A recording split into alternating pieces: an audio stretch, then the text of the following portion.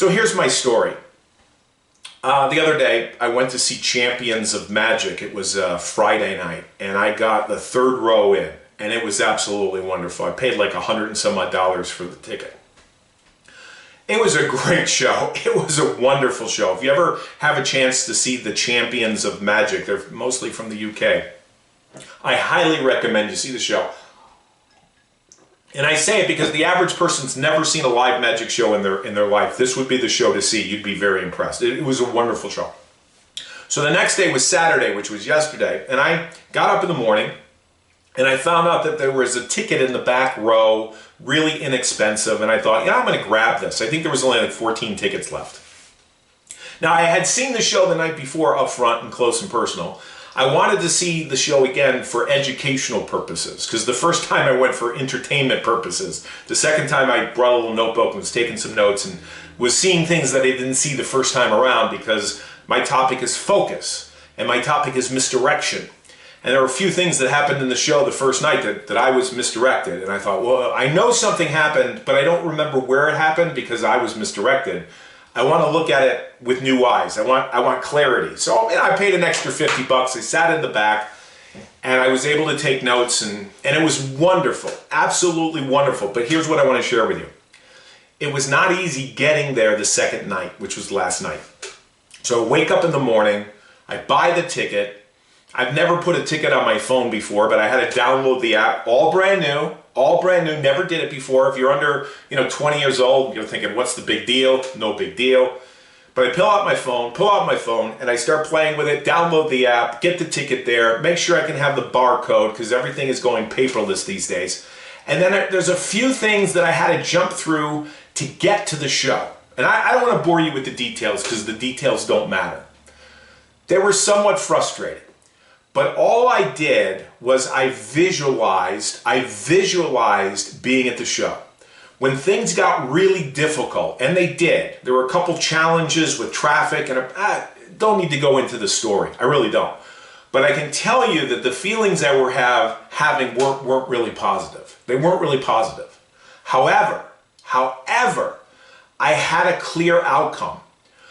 I visualized myself sitting in that seat, listening, seeing, and experiencing the show a second time. And of course, I was playing it in my mind because I had seen it the night before. That got me to the place of actually physically getting to the show that night, which was last night. Why do I mention this?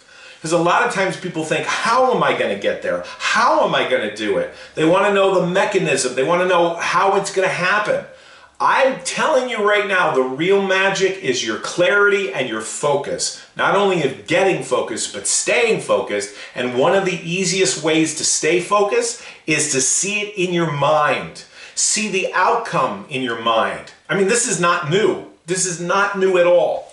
Now, one of the things that came up in the show was really inspirational to me. It was this guy who does escapology, straitjackets, handcuffs, water torture, cells, and all this other stuff. And one of the things that he said in the show was that when he was 6 years old, he had this, near-death experience with water where he almost drowned with his uncle. And it really put a lot of fear into him. And so he was going to do this thing where he had his ankles shackled and he was going to be placed in, think of a phone booth. I don't know if you remember what a phone booth looked like. But it's this phone booth filled with water, upside down. Just Google Harry Houdini water torture, you know what I'm talking about. So he talked about the fact that when he was underwater, the only thing that was important to him was getting to the surface. And they showed this video of an underwater experience, dark water at the bottom, and then as you look to the top, there was the light, the sun at the top of the water. And he said the only focus for him was to break the surface of the water. And I'm telling you, I got it the first time. I didn't need to see it a second time. I went back to see it a second time to record it in my head, in my heart, because I thought to myself, I used to be a lifeguard. I love to swim, and when I was a kid, I would do the whole Harry Houdini thing, and I knew without a shadow of doubt when I would be in Candlewood Lake and they would handcuff me and throw me off into the water, and I would do these things for publicity stunts when I was 17. or just being underneath the water, there was no fear. There was 100% certainty that I was going to make it to the top and get some air. Now, I don't know if you like water, maybe you do, maybe you don't. But all I could tell you is when I watched this guy talk about this and then to perform the water torture escape, I thought, what a metaphor. If you're underwater, now I'm talking about in your life, I'm not talking about in your mortgage or anything like that or credit card debt, I'm talking about physically being underwater.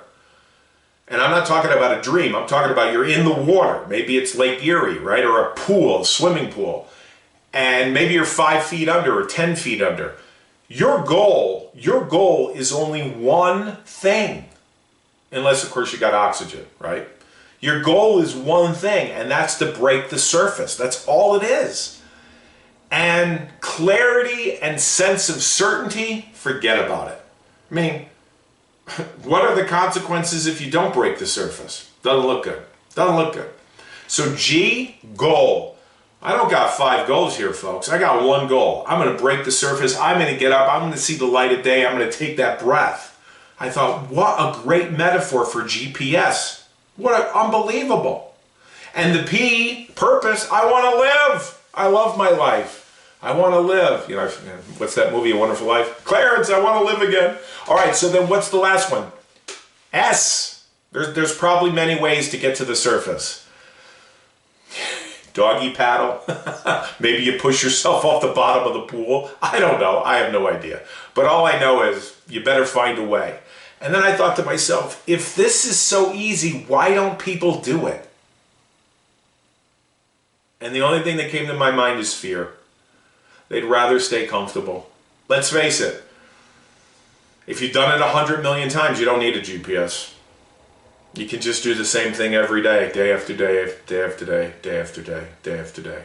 Kind of reminds me of that movie Groundhog Day. It's not good.